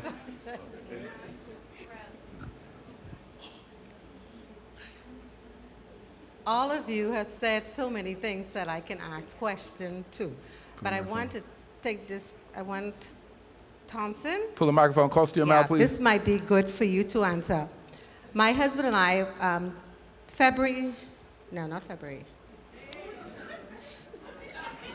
on Tuesday, we'll be married for 10 years. Now, when we first met, he works very hard. He works from 7 a.m. to midnight every day. Wow. He said to me that he just wants to I know that, I work a lot. I just need a praying wife. That's me.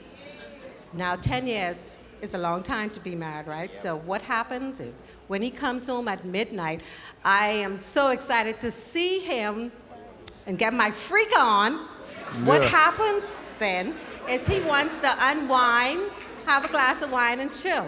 That's fine. But right now, the situation that I'm faced with, I want to do some stuff. I want to do different things.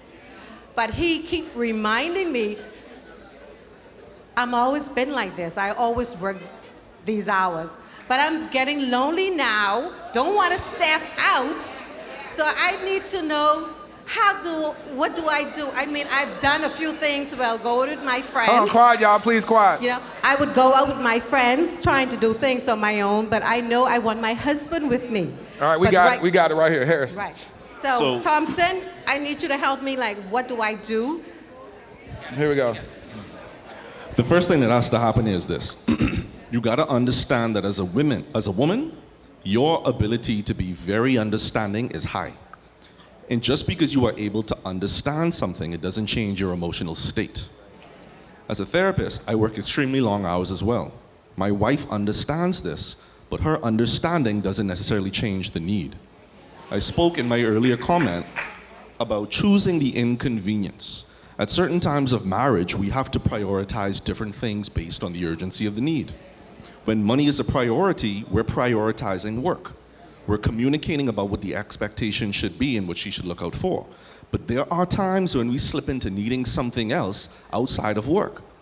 I have had to stop my days from taking my last client at 6 o'clock to taking my last client at 4 o'clock so I can have energy available for my 3-year-old daughter and energy available to rearrange her vertebrae. I love it. I love it. High five. Holly. Yes, sir.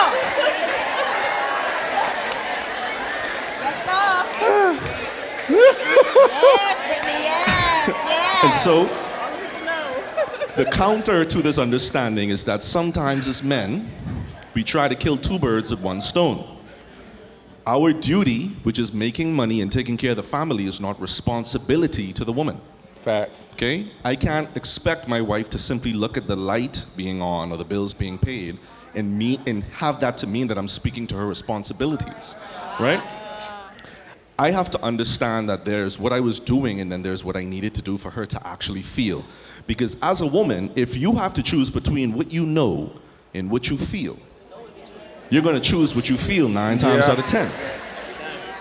As a man, I don't need to feel something to do. That's why I'm a man.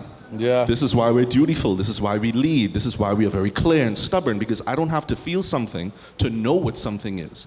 But my wife, who is my helpmate, it is important for me to sometimes know when to stop doing things so that she could feel. That's good. Right? So you have to establish the boundary in your marriage, communicate to this man the necessity of what it is you need, and your boundaries have to be significant enough to pause and change the way we are approaching the situation so that he can see it's not business as usual. This is not done out of spite. This is not done when you are angry. This is an example of love, and you have to make sure that your disposition communicates that throughout the boundary. That's good. And you need to find a therapist that your husband can go to. Find one that has hours at 1 o'clock in the morning, since that's the only time he's gonna be available.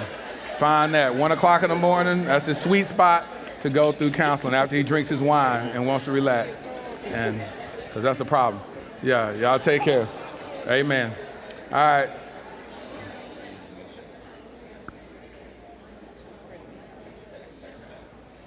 You know I'm gonna make you go viral with what you just said a while ago too. You're gonna go viral. Good evening. Nice to meet you, Lataris. I just want to thank you, firstly, and also Corel for making this happen. I've been following the podcast for a while, and it's amazing. But to get to my question, so my question is, you hear this lingo that says it takes 2 to tango, or when you're in a difficult situation, or depending on the personalities you attract sometimes, some people go through cycles, some people don't. But when you encounter a difficult individual, they say that 2 people are to blame. And though this may be the case in most situations, personally, I don't think it is. And so I just want to know if there's a way you can identify, how do you know when you're in a situation where they say it's 2 to tango, but it's actually not you? Or how do you identify when you're in a situation with these personalities that may be like narcissistic, etc., whatever the case may be?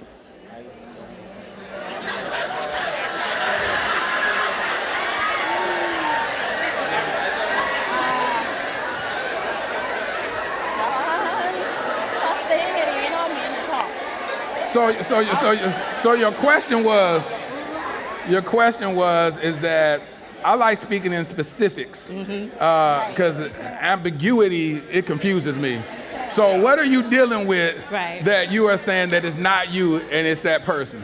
I mean, it may not be the case always, but yes. How do you know if it may be you?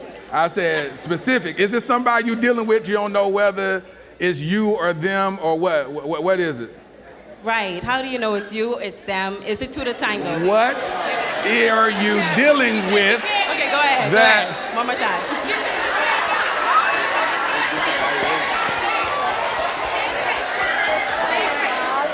Because that's too ambiguous. Like when you say, how do you know it's not me? It's like, I don't know. My answer to that, I don't know. I'm just... Because the only way you know it's not you is if it's solely them doing it. So it's more of a common sense response. Like for instance, if I say that if someone, we'll use the big thing we're talking about cheating. If you cheated on me and we just met, that's not my fault. You cheated on me. So that's why I say there has to be something more specific in order for us to give you. You ain't gonna tell that part? God bless you. Thank you. Your seat is calling your name. Because I don't know how to give you advice. That's like going to therapy talking, how you know it's me? He'll be sitting there like, I don't know. I don't know. But we're gonna charge you for this hour though. You're gonna get full price. You're gonna pay full price for this hour. Go ahead. Good night. I think I can make my question pretty simple. I can do what I want.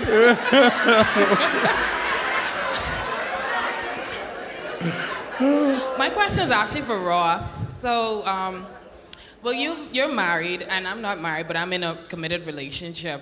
And I just want to know, when your wife was down and out, and you had to be there for her, can you give me what tips you would have used or tools that you would have used in terms of supporting? Because my partner, he's going through some health complications right now, and I have a 3-year-old, and I work full time, so I just want to make sure that I'm there being supportive, and I don't want to ever feel like I'm neglecting him at some point. So I just want to know, like, what was it that you had to do to be there to support her? Was there ever a time that you felt overwhelmed because you had to do everything, you know? Come on, y'all. Here you go. Yeah. I'm gonna be honest, I felt overwhelmed on average about 3 or 4 times a week. That's good. Because it was a lot. We had 2 kids, and I basically went from having 2 children to now being a single dad of 3. Yeah. And not knowing where the next dollar is gonna come from to feed my family. That's good. So I would advise exercise a lot of patience.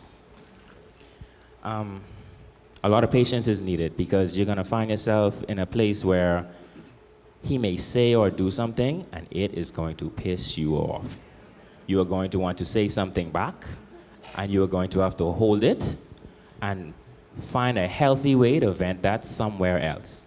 Or calm down and come back and talk to him about it afterwards. Because if you say it right then and there, it could send him spiraling out of control mentally, and that is very difficult to piece back together. Also, too, I would advise you to seek therapy in this time if you can afford it, or if there's a spiritual advisor that you can speak to have someone who is skilled to release that from. Because I'm one of those people, I didn't do a lot of talking. I didn't do a lot of talking back then, so I had a lot of pent-up frustration that I needed to release, but I wasn't releasing it. So it came back into our relationship, and it came back as arguments. And like petty things, like why is the floor on the floor? You understand? Like, why is the sun up? You know what I mean? Like stupid things. Like it's absolutely like it's virtually nothing that warrants the negativity. Yeah. So I would say try to exercise a lot of patience. Seek advice from someone who's trained, someone who's unbiased. Pray, that helps. Seek guidance from God, that helps greatly.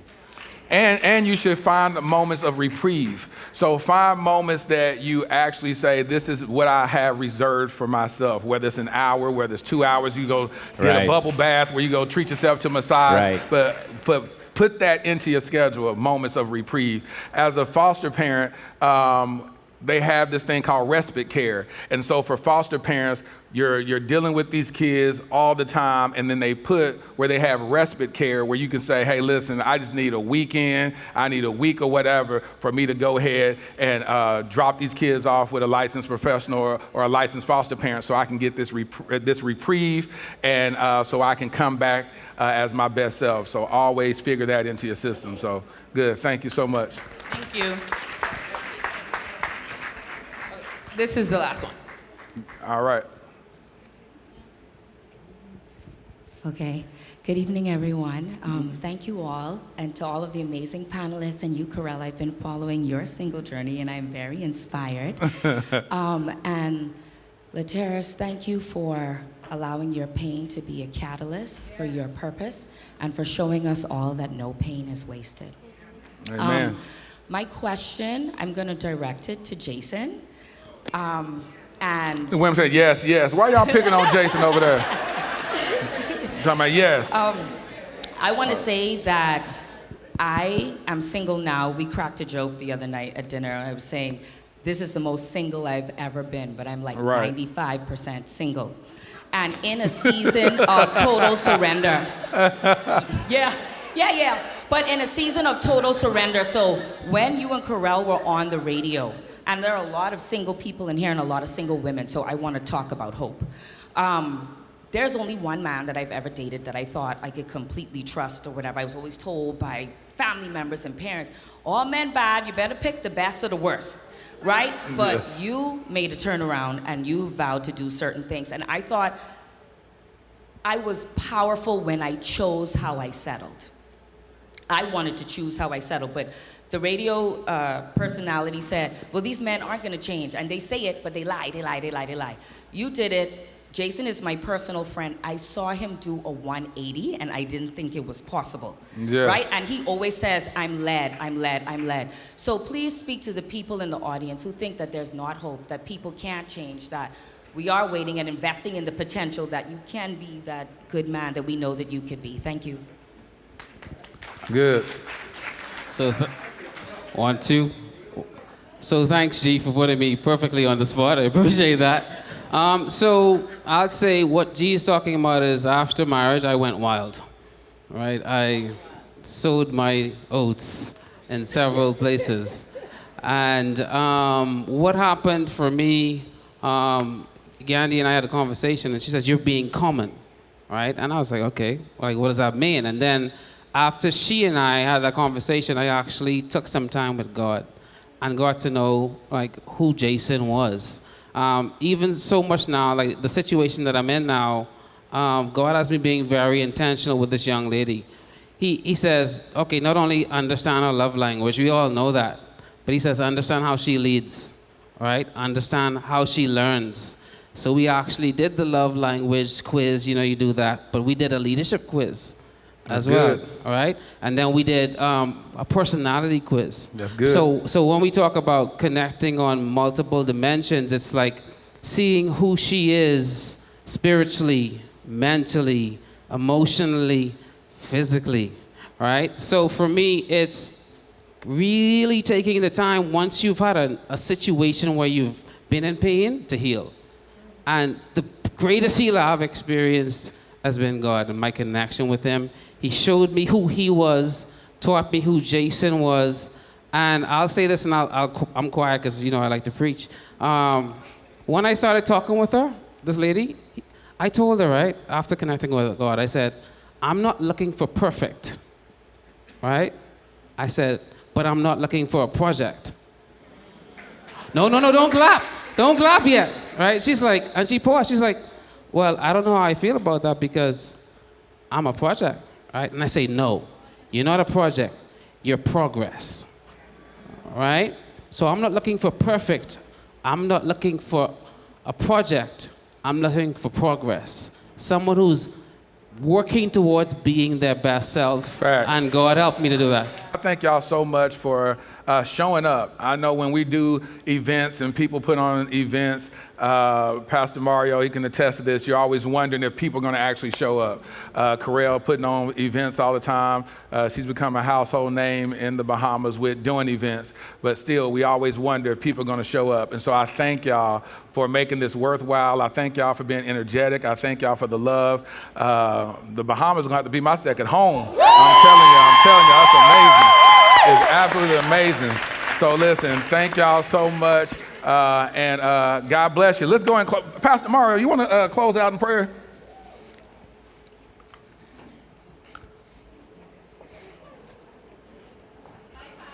That's it. He said, that's my pastor. Would y'all please stand and give Laterras R. Whitfield a great hand? Yes. What an incredible man of God. Hold on, tell the story that you told us in the green room that lady said to you while you were walking in the neighborhood. I walk in my neighborhood, Harris and I, we talk about exercising all the time, but I'm walking in my neighborhood. You said talk about it. I actually walk every day, and I never saw this lady before. She pulls up on the side of me, she says, Pastor Mary, I said, yes. She says, you have a Laterras R. Whitfield. I said, oh my God, did I do something wrong? She says, you have him at your church. I said, yes. I'm not going to be here. My 5 friends, they come in, they all work together. They're going to be there. I'm traveling. I'm not going to be here. And she's just going on. And I said, well, what do you want me to do? You want me to move the day? I don't know what to do. I don't know what to do. She says, besides, your church is too small. I said, you need to keep driving. So I'm so grateful. If you have a seat on the side of you, wave your hand. Let me see. Somebody please wave your hand. Thank you so much. So the church wasn't small enough. Amen. Let's pray. Father, we thank you so much for this day. Thank you for tonight. Thank you for our learnings. There's so much that was said here, and so much more that can be unpacked. We pray for your wisdom, and God, we ask right now that everything that we have learned over the course of the last 2 hours, God, that it is part of our journey now. It's part of our story that we'll carry with us for the rest of our lives. And so we thank you for each one of the panelists that poured out their hearts to us. Thank you for Laterras for being the man that he is and the assignment that you've given him. We pray that you continue to open doors for him. In Jesus' name we pray. Amen. Ladarian, thrusted suddenly into Child Protective Services in 2015. My nephew, black, a boy. The likelihood of being adopted outside of kinship, slim to none.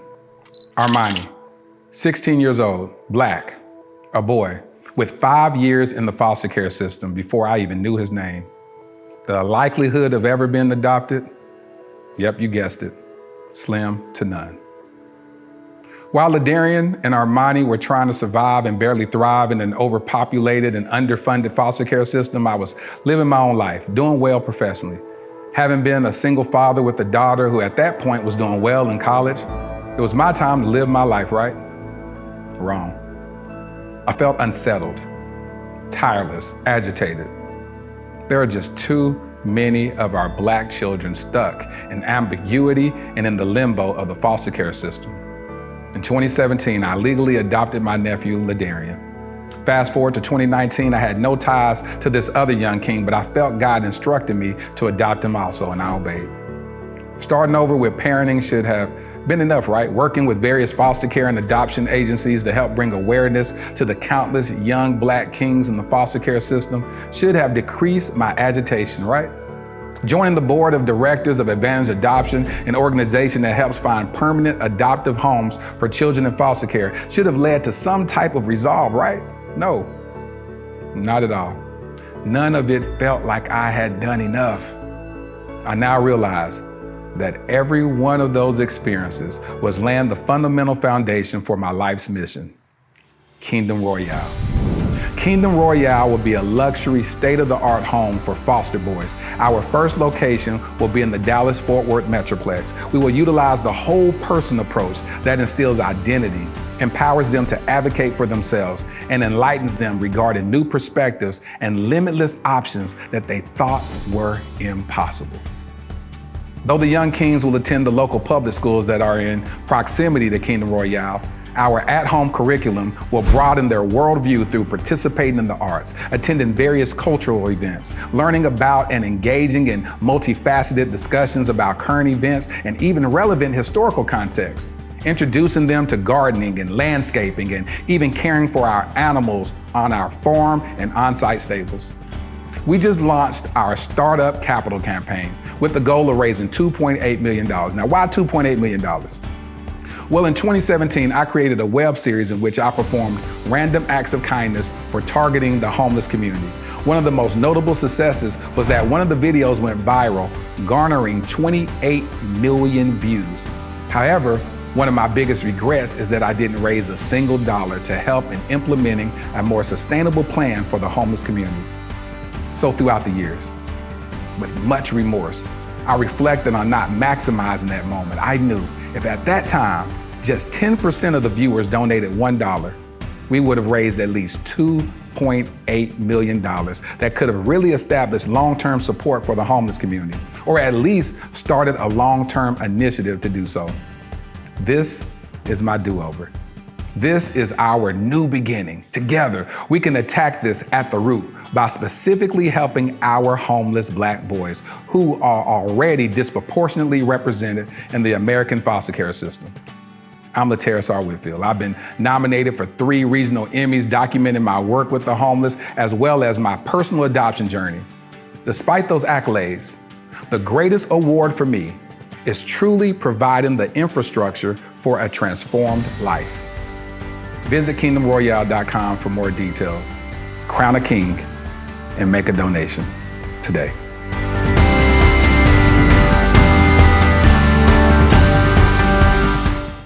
I hope you enjoyed this episode of the Dear Future Wifey podcast. Remember, be lit, live intentionally and transparently, and don't stop loving. Make sure to subscribe to our Dear Future Wifey YouTube channel. We're available on Apple Podcasts, Google Podcasts, Spotify, and Stitcher. We welcome your support. Simply share our podcast with your friends and family.